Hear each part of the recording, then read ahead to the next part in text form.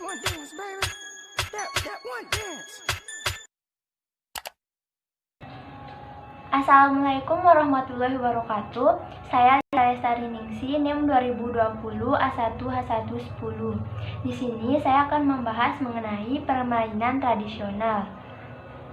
Permainan tradisional adalah permainan yang dimainkan oleh anak-anak zaman dahulu. Salah satu permainan tradisional yang ada di daerah saya ialah congklak atau dakon.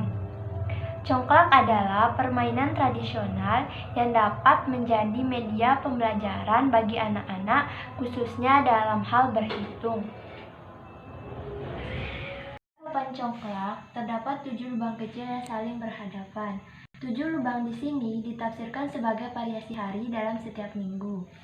Begitu juga dengan biji congklak yang diisi di setiap celah, yaitu 7 biji. Itu berarti setiap orang memiliki waktu yang sama dalam setiap minggu, yaitu 7 hari.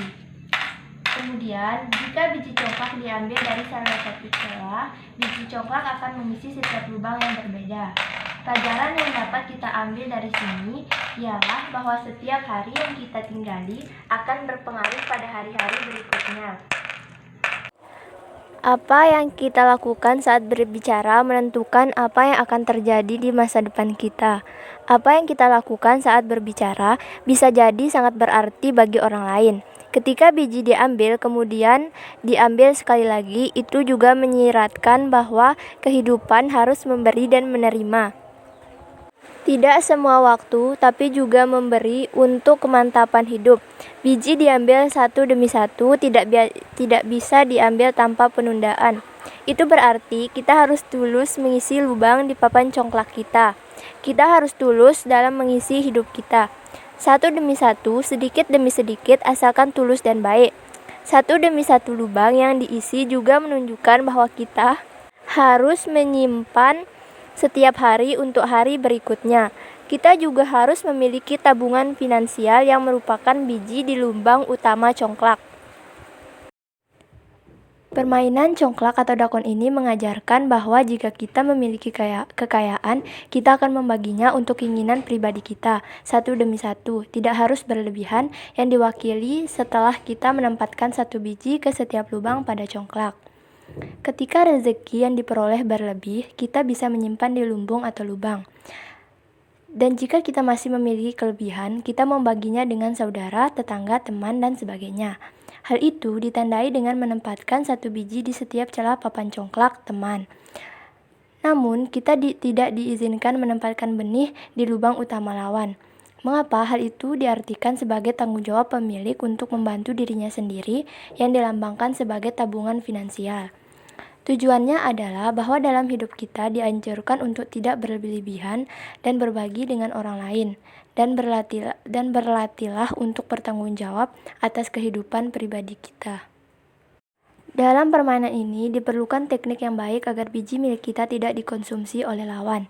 Pelajarannya adalah bahwa dalam hidup pasti memiliki pesaing, tapi itu tidak berarti harus menjadi musuh. Pemenangnya adalah yang mungkin memiliki varietas biji terbanyak di dalam gudang. Tujuannya adalah bahwa mereka yang berkembang menjadi pemenang atau mereka yang berhasil adalah mereka yang mungkin memiliki perbuatan paling baik. Mereka yang menyelamatkan banyak kebaikan, mereka yang menyelamatkan ekstra, dan orang-orang yang tahu teknik mengumpulkan rezeki.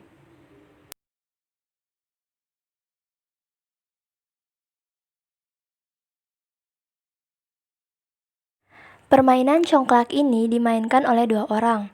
Papan untuk bermain umumnya terbuat dari kayu dan memiliki 16 lubang dengan 7 lubang kecil dan 2 lubang besar sebagai induk lubang. Sebelum permainan dimulai, tiap-tiap lubang kecil diisi dengan 7 buah biji congklak dengan induk lubang yang dikosongkan. Permainan dimulai ketika salah satu pemain mengambil biji congklak yang terdapat pada salah satu dari 7 lubang di bagiannya. Kemudian ia harus membagikannya ke tiap-tiap lubang. Tidak lupa pemain harus mengisi induk lubang yang dimilikinya. Pemain lain akan mendapat giliran ketika pemain sebelumnya sudah kehabisan biji congklak untuk dibagikan. Permainan selesai apabila semua biji congklak dalam lubang kecil yang sudah habis. Pemain yang menang ialah pemain yang dengan jumlah biji congklak terbanyak pada induk lubangnya.